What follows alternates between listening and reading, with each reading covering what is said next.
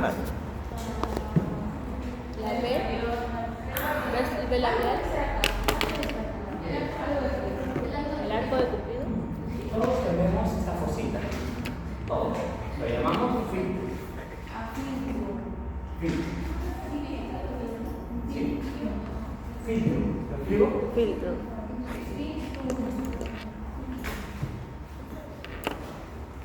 Por debajo tenemos un arco.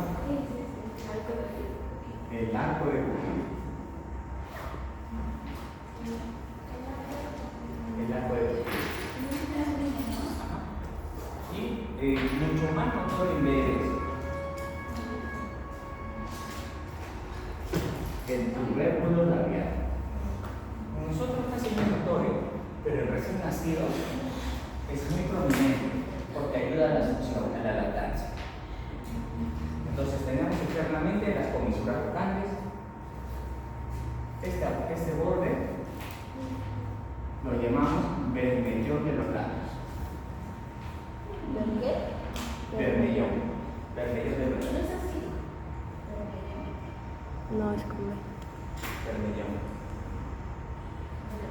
Bermellón de los labios, las comisuras, el filtro, debajo tengo el arco de Cupido y mucho más notorio, el mini como te digo, pero que lata, el tubérculo labial. Labial.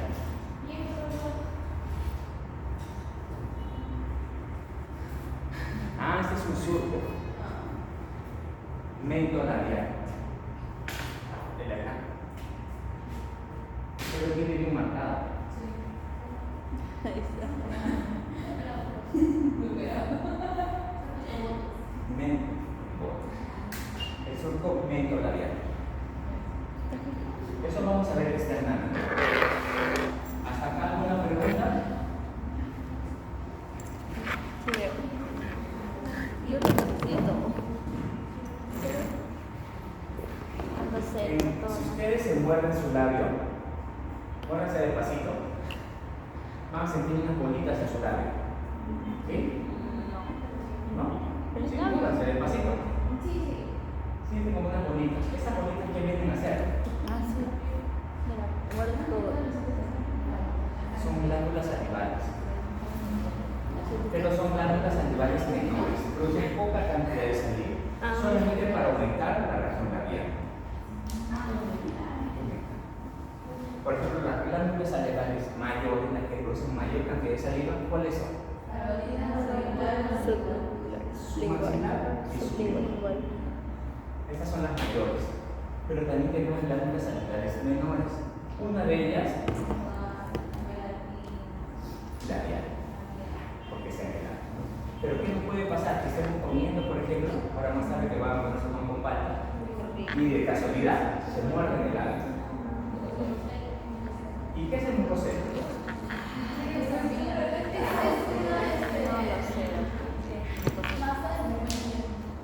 Pero con sus palabras.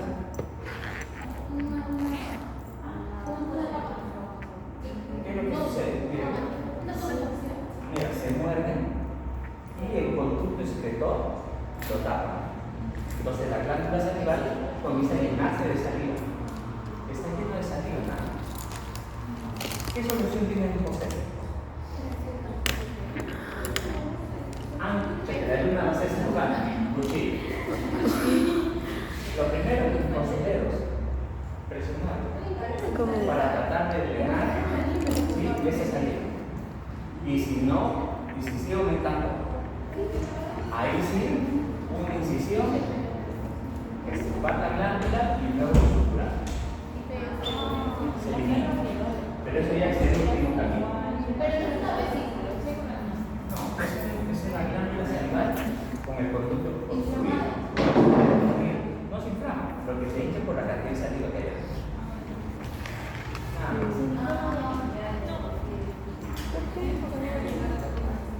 Estamos. Ayer se fue también. ¿Esta qué zona es? Ahora vamos a ver los límites. ¿Qué me dice para llegar ahí o tal? No, ayer el técnico Cuando se vimos fue. la Sí, yo glándula, dije, es que iba a ver cómo reseñar el ¿qué amígdalas son estas?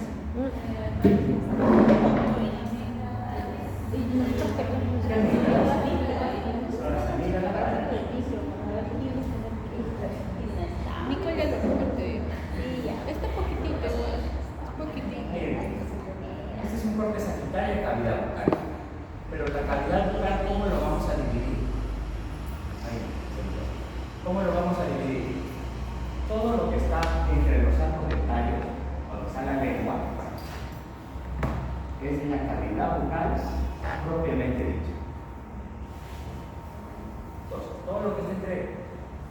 arcos dentarios, la cavidad bucal propiamente dicha.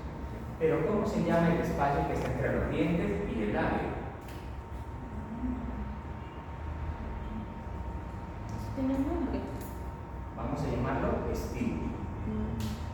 ¿Sí? Vestíbulo. ¿Recuerdan la cara de los dientes? La cara vestibular. La cara vestibular es porque la cara anterior se relaciona con el vestíbulo. Entonces nuestra cavidad bucal se divide en dos. La cavidad bucal propiamente dicha, todo lo que está entre los arcos dentarios y entre los dientes y el labio, esta zona donde vamos a colocar anestesia, vamos a llamarlo vestíbulo.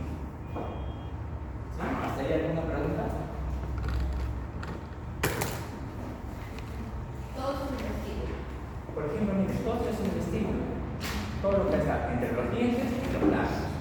Pero aparte, ¿qué vamos a encontrar en el vestíbulo? Así es. Vamos a encontrar unos pliegues. Porque en la parte superior y en la parte inferior, acá está. Vamos a encontrar unos pliegues mucosos. Esos pliegues que vamos a llamarlos frenillos. Frenillos labiales.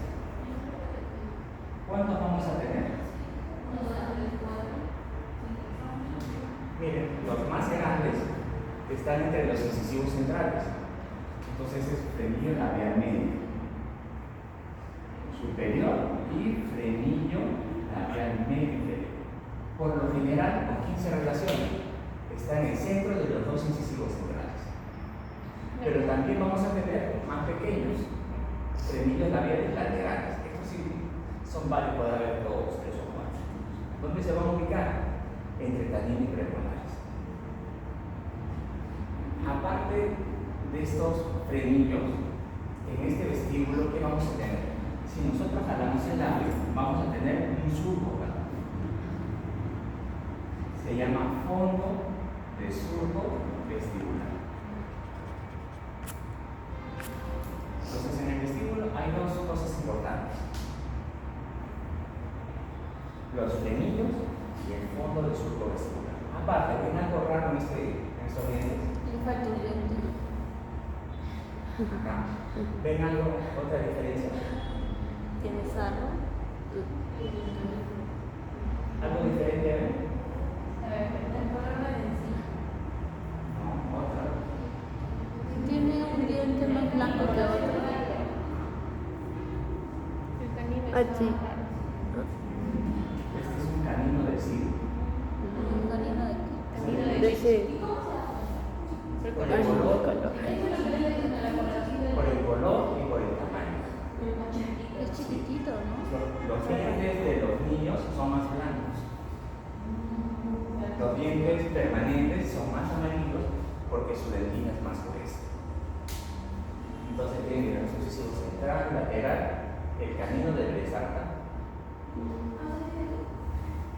Puede pasar, no es muy común, pero puede pasar.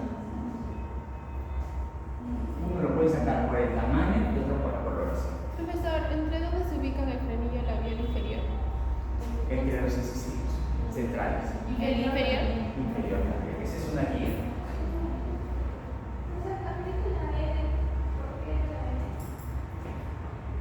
Frenillo labial medio. Desde acá. Este. Frenillo, ¿verdad? ¿Por qué puse? No es frenillo labial medio, nada más. Borra la S. ¿Qué más había? ¿Surco qué? Fondo surco vestibular. Miren, Fondo esa es la surco importancia. vestibular. Si nosotros jalamos el labio, vamos a tener un surco. Y es este surco, fondo del surco vestibular. ¿Cuál es la importancia clínica? Ahí nosotros vamos a colocar nuestra anestesia de tipo infiltrativo. Por ejemplo, esta pieza tiene una lesión cariñosa. ¿En qué cara? ¿Qué cara es? Vestibular. ¿Qué número de pieza es? Y en la otra nomenclatura. 7. 7. Por lo general, las piezas anteriores tienen un esmalte muy delgadito y son bien sensibles, por eso se coloca anestesia. Cuando ustedes coloquen anestesia, tienen que buscar la zona distal del diente. Y ustedes dirán, ¿por qué distal y no mesial? Las raíces tienen una curvatura hacia distal. Entonces, tienen que marcar con una línea imaginaria hacia distal de la pieza, en el fondo de su, para buscar el ápice. ¿Qué pasa si ustedes colocan el mesial? Más estarían bloqueando el central. No hay forma que ustedes fallen en una anestesia de tipo distractivo. Nadie falla. Donde hay más errores es en esto. Una anestesia de tipo troncular. O sea, ¿cuál es la diferencia? Cuando nosotros colocamos infiltrativa, jalamos el labio, colocamos anestesia en la zona superior y se bloquean dos dientes, las terminaciones nerviosas. No hay falla.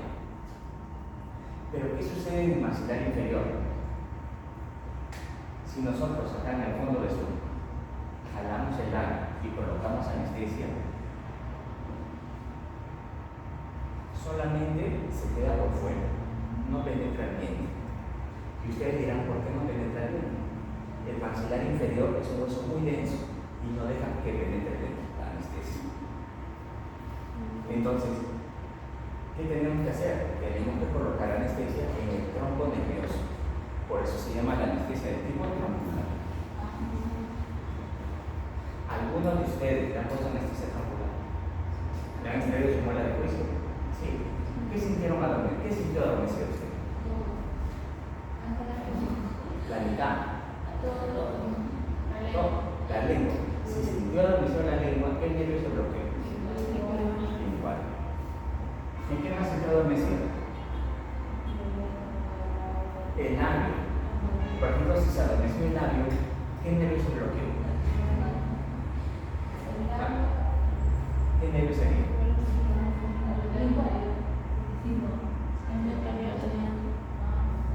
Pero el nervio mentoniano rama de quién es? De la alveolar. Entonces, cuando uno coloca anestesia troncular, esperamos 3 a 5 minutos y comenzamos a preguntar al paciente, ¿qué siente adormecido? Si siente adormecido la mitad de su lengua, nervio lingual.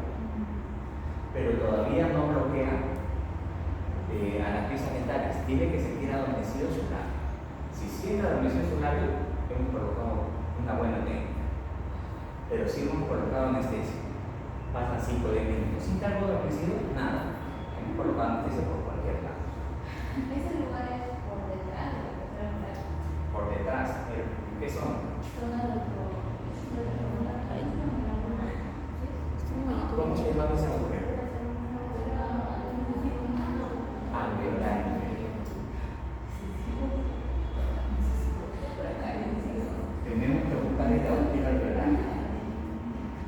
Colocamos anestesia cerca del agujero con una técnica que te vamos a enseñar después.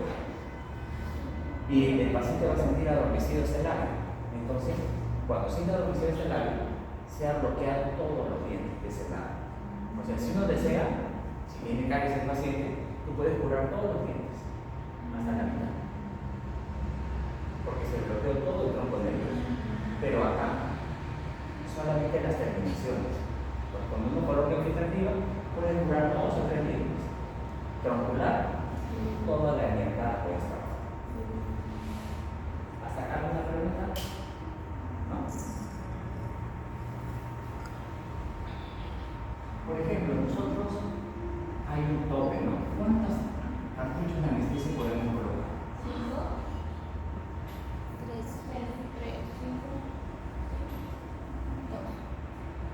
4, 2. Depende mucho de la contextura del paciente. No. Depende de la contextura. Es diferente, por ejemplo, a Valentino y a las alumnas que son aquí. A Valentino le puede colocar más. Pero teóricamente, 8.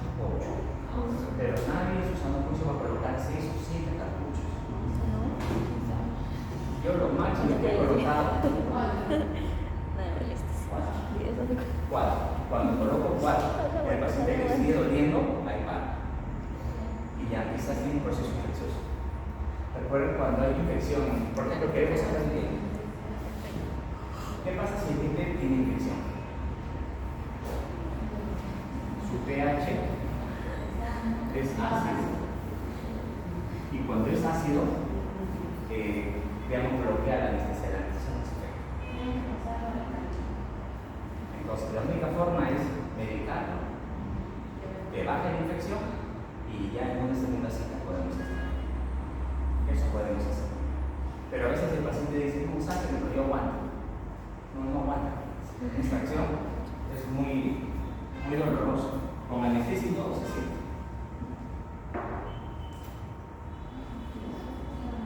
¿Qué hago? ¿Qué hago? ¿Quién es?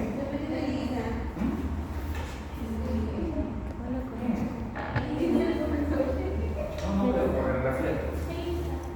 Ya le vamos a pasar. Sí.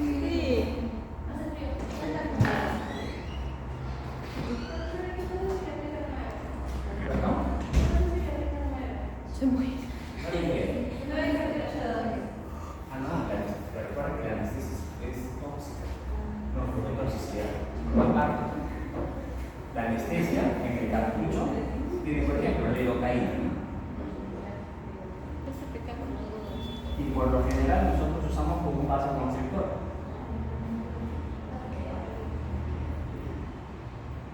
Y ustedes dirán, ¿por qué tenemos que usamos un vasoconstrictor? El mismo nombre te lo dice, vasoconstrictor. O sea, los vasos sanguíneos los obligan. Al tener un vasoconstrictor, ¿qué es lo que va a suceder? La anestesia dura más tiempo.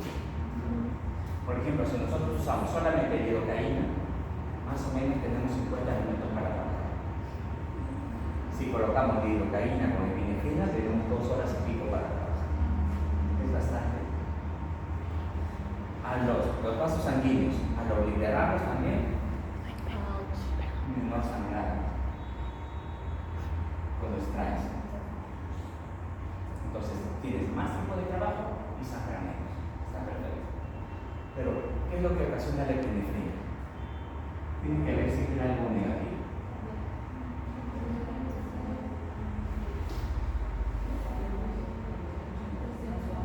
Aumenta la presión arterial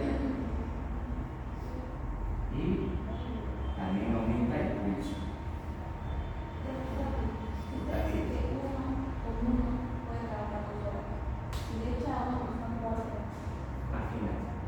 Por ejemplo, el paciente siempre pregunta, doctor, ¿en cuánto tiempo me va a pasar la anestesia?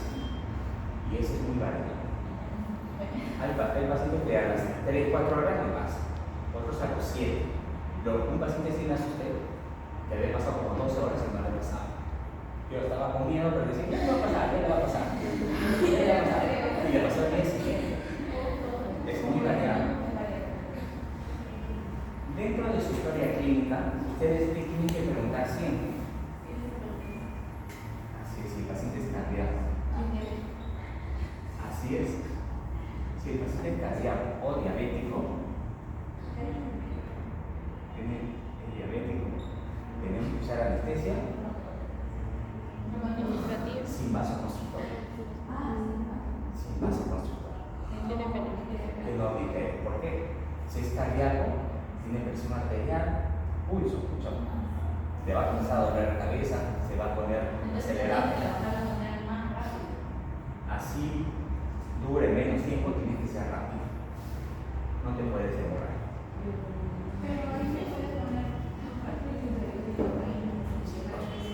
Para que veas. Y por ejemplo, ¿cuál es el problema de los diabéticos? Tienen problema de la circulación. Imagínate si obliteramos los vasos aquí, podemos generar necrosis en el hígado. Entonces, no equipo que un paciente diabético no controlado no lo podemos hacer. Por ejemplo, ¿cuál es el nivel de azúcar en sangre, de glucosa en sangre?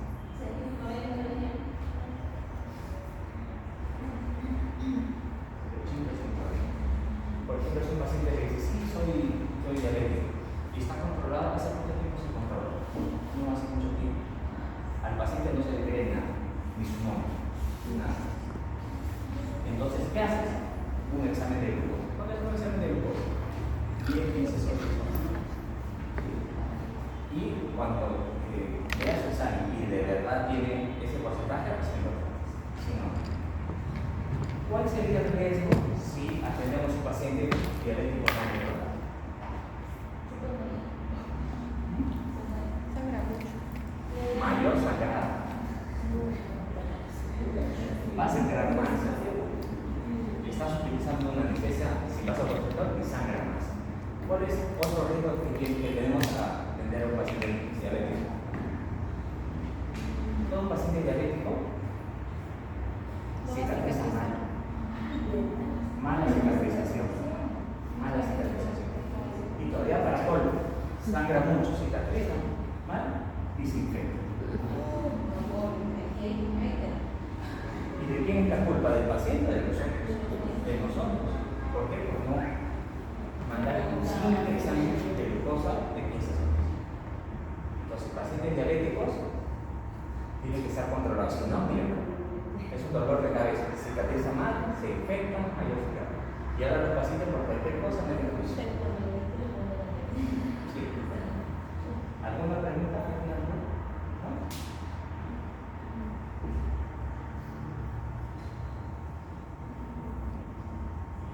Por eso es importante la historia.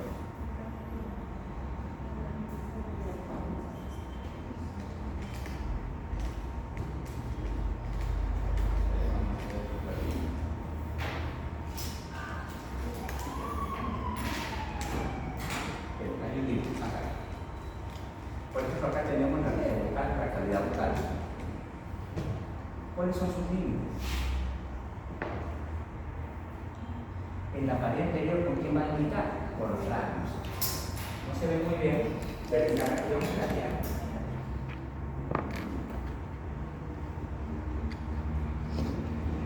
En las paredes laterales, los carrillos, esa zona la vamos a llamar la región geniana. ¿Cuál sería superior, por ejemplo? El paladar, ¿no? La región palatina. ¿Cuál sería superior inferior? Esa región la vamos a llamar sublingual, porque está debajo de la lengua. Y la zona posterior, vamos a llamarlo el istmo de las fauces. Entonces, una pared anterior, labial, lateral geniana, superior palatina, inferior sublingual, y en la zona posterior tenemos el istmo de las fauces. Estos son los límites. Ahora vamos a ver características que tiene cada una de las zonas, no todas. Pasa, ¿sí? No, espera. Estaba esperando. Y la región quinquilodentaria, en el paladar. ¿Qué vamos a encontrar en el paladar? ¿Qué tenemos ahí? ¿Conocen algo de él? La pared anterior. Vamos a encontrar el rafe medio. ¿Qué es el rafe medio?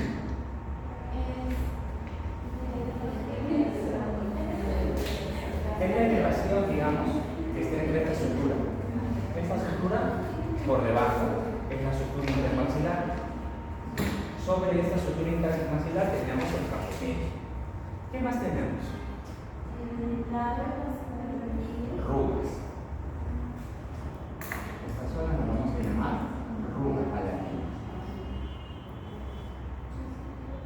Estas rugas palatinas tienen una disposición diferente en cada persona. Es como una huella digital. Es una forma también de identificar. Rugas. Rugas. Vamos a escribir.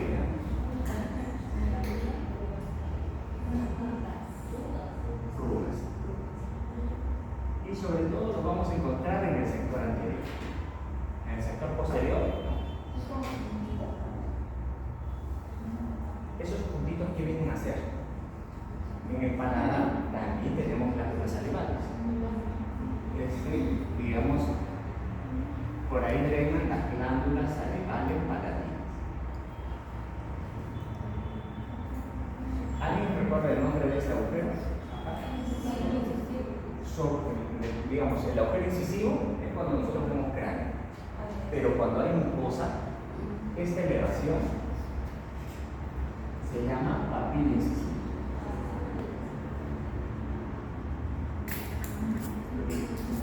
Agujero en cráneo, en mucosa, papila incisiva.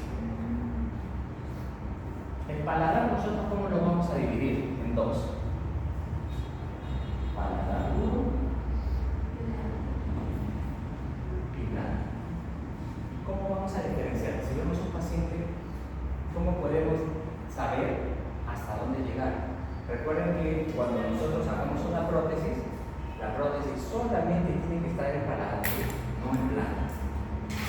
¿Qué pasa si nosotros hacemos una prótesis recontra larga?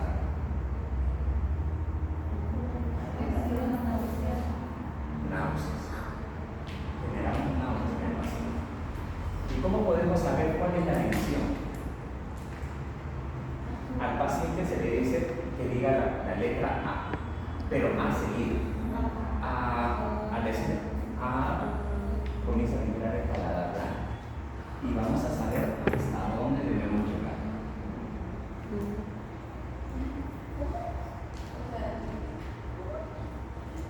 Digan, pero ¿qué hacen ustedes?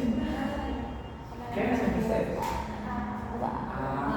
Al decir A, así corrido, A, comienza a vibrar el paladar plano. Sí. Y hasta ahí, hasta donde no vibra, debemos llegar con la prótesis. Pero ¿cómo se llama esta división entre paladar duro y blando? Vamos a llamarlo el surco anular. Es nuestro límite anular. Pero miren, ahora luego se van a ver ustedes solitos. Entre el surco anular y el rafe medio, entre los dos hay dos agujeritos. Se llaman las foveas palatinas o foviolas. Foveas o foviolas palatinas. Eso nosotros vamos a ver en características de la región palatina en el paladar. ¿A sacar una consulta? Son los agujeritos. Ustedes son los que no hablan.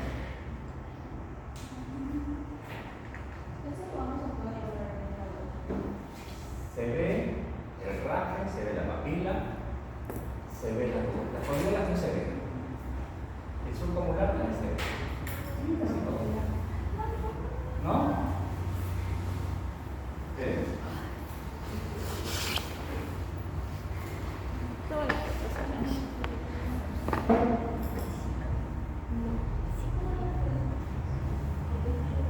Ya no pasa nada.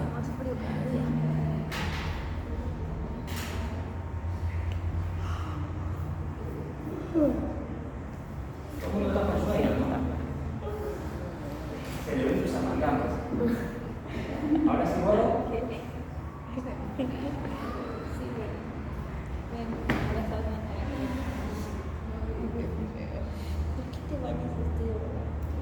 si no, no me levanto. Yo me duermo. ¿Qué es esto, por ejemplo? Eso es. Torus. ¿Qué es el torus? Cuando crece excesivamente. Torus palatino. Es tejido es hueso. Por ejemplo, en estos pacientes, o hay, por ejemplo, más adelante imagínense que necesita una prótesis. Entonces, hay dos cosas. En el diseño de la prótesis se evita el torus o, en caso severo, lo tienen que extirpar. Pero extirpar que no es cortar, tienen que desgastar porque es hueso. No solamente tenemos torus palatinos, también en la mandíbula también hay torus lingual. Pero no es nada malo. Y esto ya es nacimiento. Medicina, todos.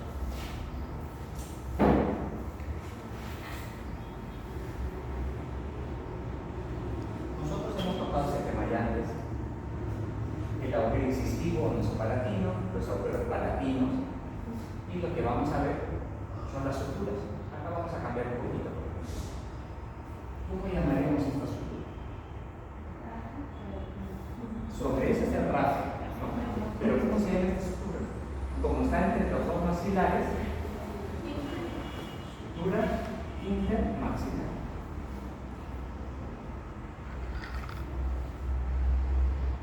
Este es el maxilar y este es el hueso palatino.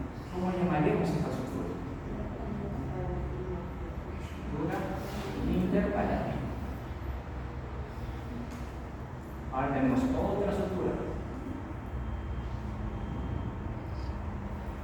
Como esta sutura está entre el maxilar y el palatino, lo llamamos sutura maxilopalatina.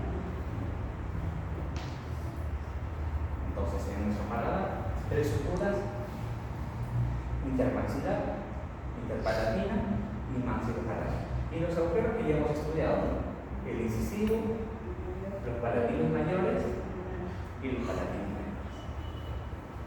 Los contenidos sí se acuerdan, ¿no? ¿Todavía?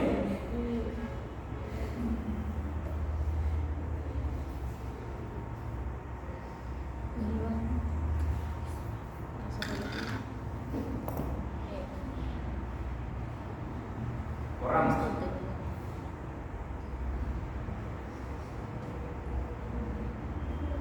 Hacer una pregunta está sencilla. ¿Sí? ¿Pasamos?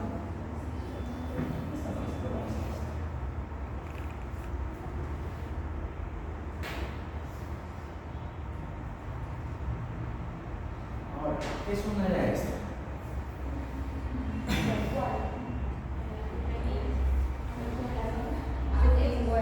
La región sublingual. ¿Qué tenemos en la región sublingual? Frenillo. Por ejemplo, nosotros a este frenillo lo llamamos frenillo labial. Este frenillo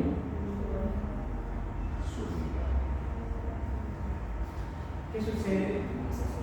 ¿Qué sucede cuando este frenillo, su inserción en la punta?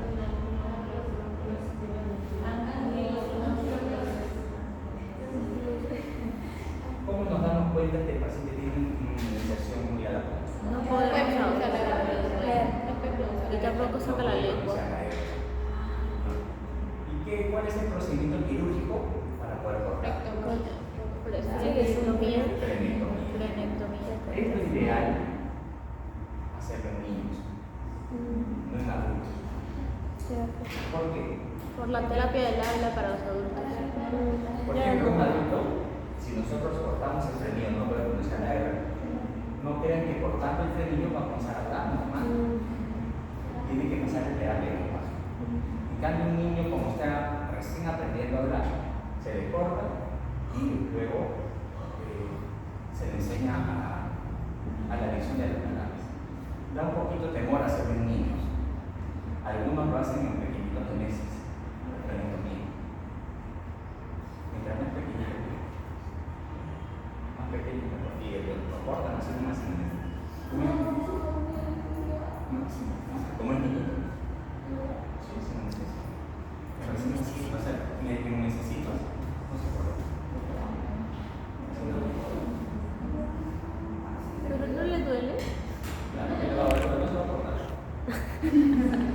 Ah, ya.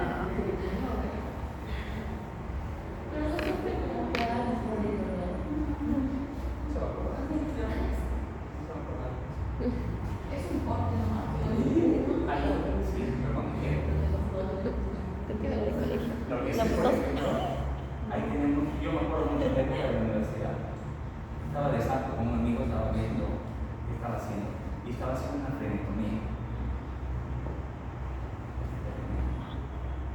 Estaba haciendo una frenectomía. Y se movió el paciente, cortó una arteria. Y comenzó a salir un caño, así, un chiquete de sangre. Uno es alumno, uno se quedó. ¿Y ahora qué hago? No? Pero llegó el profesor que era indigente. Entonces agarró una pinza y lo pinzó. Con una pinza como esta.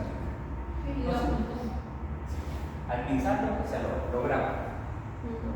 Y ahí lo suturas. Pero con una sutura reabsorbible. Sutura reabsorbible. O sea, la sutura se deshace solita. No es como la de. Hay, dentro de las suturas hay nylon, como el hilo de cartón.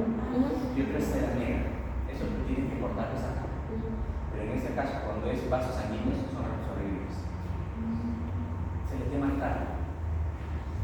Cardio, o sea, son tú los suturas y solitos se razón, no tienen que sacar del punto. En casos especiales, pero nosotros utilizamos seda negra que ya casi no se utiliza, o nylon, tenemos que sacar. Nosotros sacamos el hilo a los 7 días. Casi no usamos absorbentes. Sí se puede. ¿Y en el paciente? ¿El paciente? Sí, lo que pasa siempre hay irrigación colateral. Hay mucha irrigación. Cortas una o pinzas, hay irrigación. ¿El paciente normal? Normal. Pero que sí. Son así de fáciles. Nosotros acá, ¿qué tenemos? ¿Qué son estos? Glándulas. ¿Qué glándulas?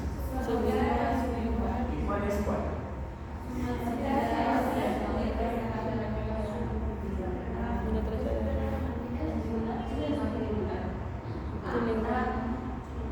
¿Recuerdan ustedes cuando vimos maxilar inferior? Y yo les mencionaba que había una línea midoidea y había fosas.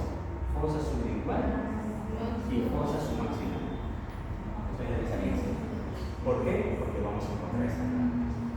Pero esta glándula submaxilar, miren, tiene su conducto excretor. Sería acá.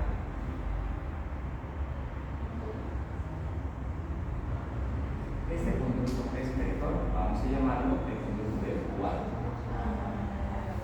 Casi familiar de la luna. Watt.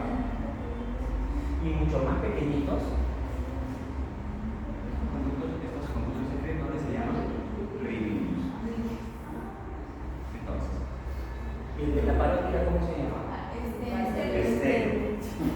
Su maxilar, cuarto. Y su lingual, ribidios. Pero miren, ese conducto de cuarto tiene mucha relación con este nervio. Se entrecruza. ¿Cuál sería este?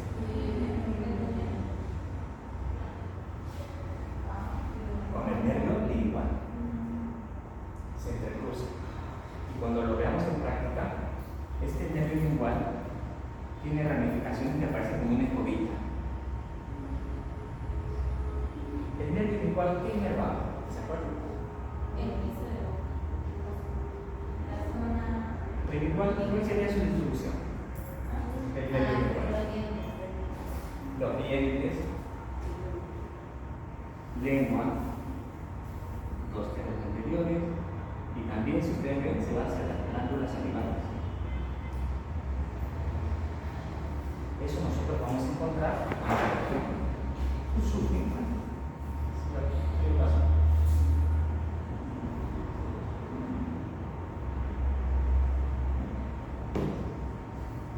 Acá que tenemos, en esta imagen, es otra vista.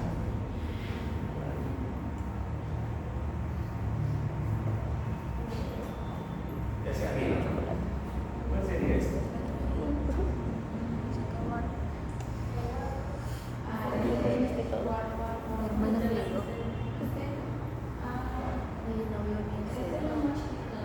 Lo que pasa es que el esteno, no es el esteno acá, en la zona superior. Ahorita vamos a ver. Pero en la región sublingual, el cuarto. Conducto de cuarto, ¿de qué glándula nace? ¿Su maxilar o su mandíbula? ¿Qué más vamos a ver? ¿Este qué nervio es? Lingual, porque se entrecruza con el de cuarto. ¿Y qué nervio sería este? Alveolar, porque está entrando el conducto. Pero acá estamos viendo un nervio adicional. Este nervio da inervación motora a la lengua. El hipólogos. Entonces, en esta imagen vamos a ver el conducto de cuarto con su glándula, el nervio alveolar, lingual y hipólogos. Y este conducto de cuarto, ¿dónde va a desembocar? En la base del frenillo.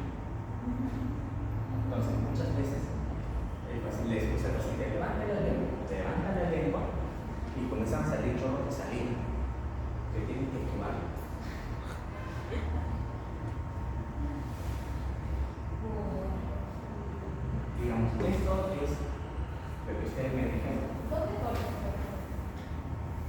Tiene que ser en la base. Pero miren, esta inserción anormal, digamos, del frenillo, también genera algo acá. Sí, tiene razón.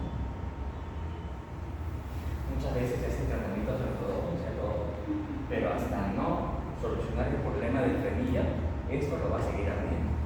Tienen que hacerle su frenectomía y luego ya su tratamiento de orto. Pero miren, solamente el frenillo está generando movimiento de los externos.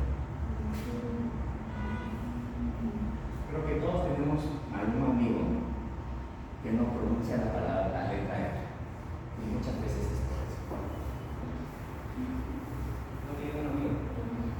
Ah, su mamá. ¿Y sabe por qué su frenillo?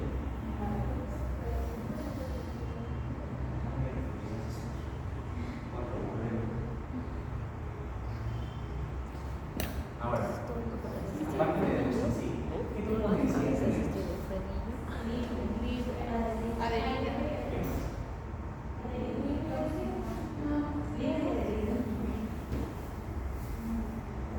La primera es que está en el cuello del hilo. Encía marginal. Si ustedes pueden ver, entre diente y diente hay una zona que se llama papilar. Y la de arriba, areola. ¿Qué color debe tener en sí? Un color rosa pálido. Cuando es de color un rosa pálido, le encierra esta sangre. Pero si está ligeramente roja, está enfermo. ¿Cómo se llama cuando está enferma? Gingivitis.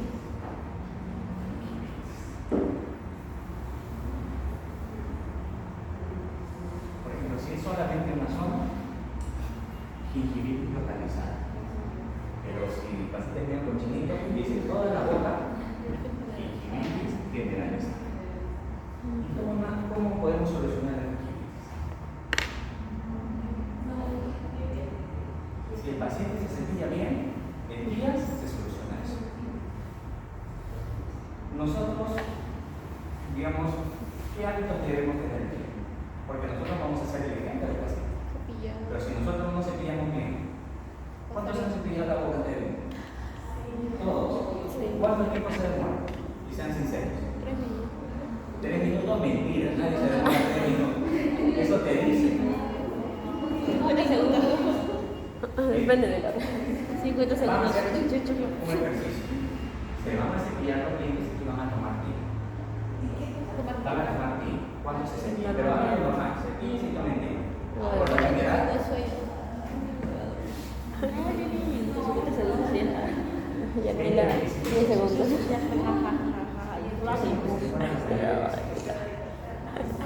A dormir. mira, para cepillar los dientes es más tiempo. Y por 10 y 22. Aparte de eso, ¿qué más debemos utilizar? Y lo de la. ¿Qué utilizan? En la mañana y en la noche. No, yo no utilizo. Claro, es que esto no tienen por ahí. ¿Qué más? Enjuague. Ahí está. ¿Utilizan enjuague sinceramente? Sí. A veces. Cuando me acuerdo. Por lo general, no hacen las cosas cuando Sí, tienen más ajá. tiempo. No se olviden el enjuague bucal. Así es, alumnos. ¿Por qué? Ya se conoce. ¿Y por qué? Porque te marea. Te voy. ¿Por qué no deben usar? Irrita. Claro que mata bacterias, irrita. Pero el paciente que tiene sensibilidad aumenta su sensibilidad. Si tiene sensibilidad dental, tiene que usar sin alcohol. ¿Y qué más? ¿Qué pasa con su lengua? También se cepilla. ¿Se cepillan la lengua? Sí, la lengua sí. A ver, sacan su lengua, yo me voy a dar cuál es el cepillo. ¿Qué color tiene que tener la lengua? Rosado. Rosado. Rosado.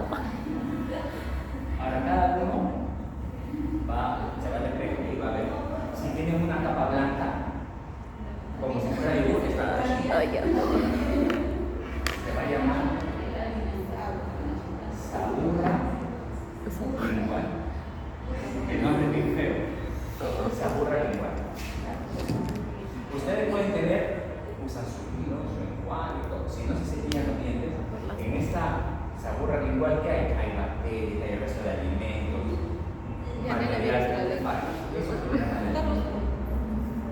¿Cómo se llama la alergia? Anilosis. Está pálida. Anémica. Alguien te lo Me dijo. van a decir cuántos tipos se demoran. ¿Cuántas veces al día me tengo que cepillar? No, pero ¿cuántas veces? Pero sinceramente, ustedes miren, se lavan los dientes. Están acá en promedio de 8 a 10 horas. ¿Se cepillan los dientes después de almorzar? No, porque No, estoy acá. casi nadie trae su cepillo. ¿O me equivoco? Sí, total. Por ejemplo, ¿qué puedes hacer? No traes tu cepillo, lo haces por tiempo. ¿Tienes enjuague en tu casa? Pues te traes tu botellita, después de almorzar te vas al baño y te haces un enjuague en tu casa. Eso te ayuda a hacer que te cepilles y no hacer la noche. Porque mira, come cualquier cosa, almuerza, Comes cualquier cosa, yo me llamo tus hamburguesas con pollo. te vas a cepillar. Con esas papas. Delicioso. Son 12 horas con los entonces Felizmente no lo dijiste. la próxima semana me van a decir cuánto ¿Cómo tiempo grabando se por va a ir a YouTube? cada 4 meses debe estar su cepillo. Tres Porque meses. tienen desde inicio de ciclo. No. 3 meses. Lo que pasa es que hay pacientes que se cepillan muy fuerte Y luego y doblan las cerdas. Pero si las cerdas de su cepillo están abiertas, así sea que se ven, Ya no hay. ¿qué marca utiliza tu señorita? Largos, cortos. Duros, medianos, cerdas. ¿Qué cerdas? ¿Qué tipo de cerdas?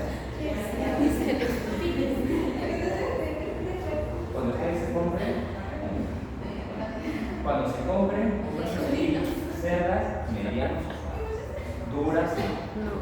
Te daño. Vale. duras Doctor. y cepillos cortos. ¿no? Doctor. Hay algunos que parecen comilla para zapatillas. Eso no sirve. Los pros son muy tontos. Hay una persona mecánica. ¿Qué suena? Es bien desusado.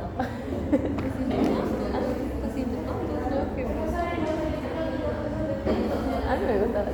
Los electrónicos, Pero eso es efecto. ¿yo para qué lo recomiendo? Pero no. Para niños o adultos mayores Sí. que no tienen mucha destreza. Pero usted que es joven, Para jugar. ¿para qué quiere Yo me voy a hacer que se vuelva solo? Media hora se me ¿Cuánto era niño hoy?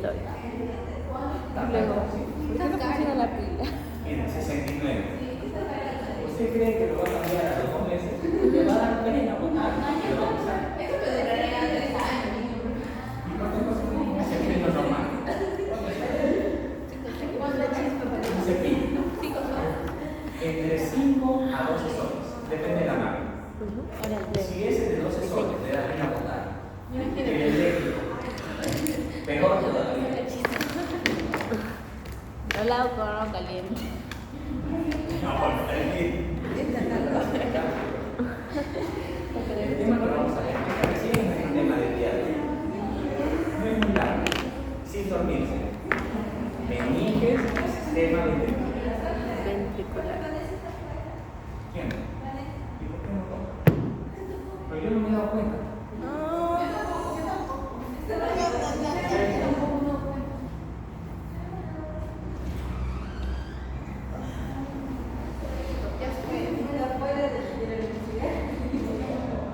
Traigo el trago, ¿no?